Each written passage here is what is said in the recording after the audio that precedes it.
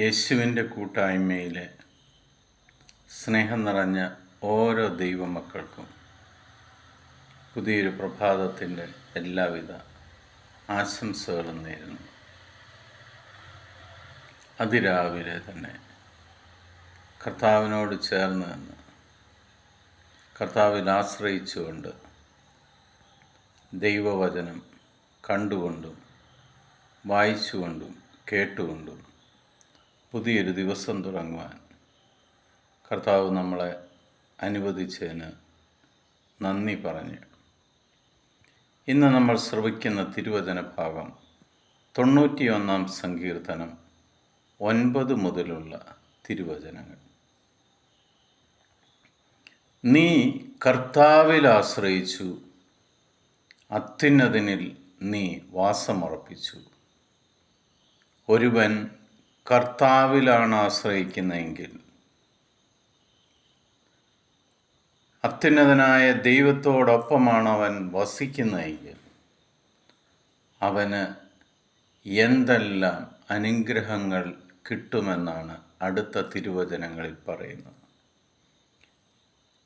നിനക്കൊരു തിന്മയും ഭവിക്കുകയില്ല, ഒരനർത്ഥവും നിന്റെ കൂടാരത്തെ സമീപിക്കുകയില്ല. നിന്റെ വഴികളിൽ നിന്നെ കാത്തുപാലിക്കാൻ അവിടുന്ന് തൻ്റെ ദൂതന്മാരോട് കൽപ്പിക്കും. നിന്റെ പാദം കല്ലിൽ തട്ടാതിരിക്കാൻ അവർ നിന്നെ കൈകളിൽ വഹിച്ചുകൊള്ളും.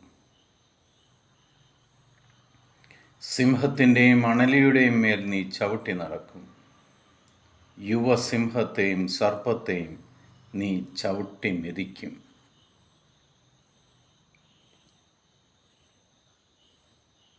ഒരു വ്യക്തി, നിങ്ങളിൽ ഓരോരുത്തരും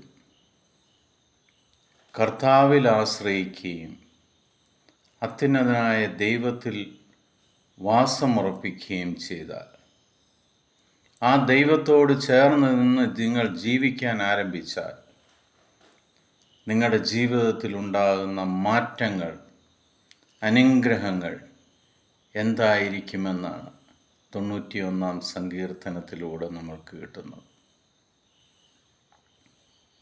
പിതാവായ ദൈവത്തിൻ്റെയും പുത്രനായ യേശു ക്രിസ്തുവിൻ്റെയും പരിശുദ്ധാത്മാവിൻ്റെയും കൃപയും അനുഗ്രഹവും സമാധാനവും എപ്പോഴും നിങ്ങൾക്കുണ്ടാകട്ടെ.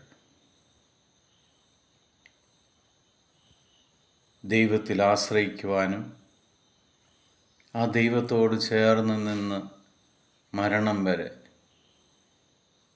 ആ ദൈവസന്നിധിയിൽ വാസമുറപ്പിക്കാനും സർവശക്തൻ നിങ്ങളെ ഓരോരുത്തരെയും അനുഗ്രഹിക്കട്ടെ എന്ന് പ്രാർത്ഥിക്കുന്നു.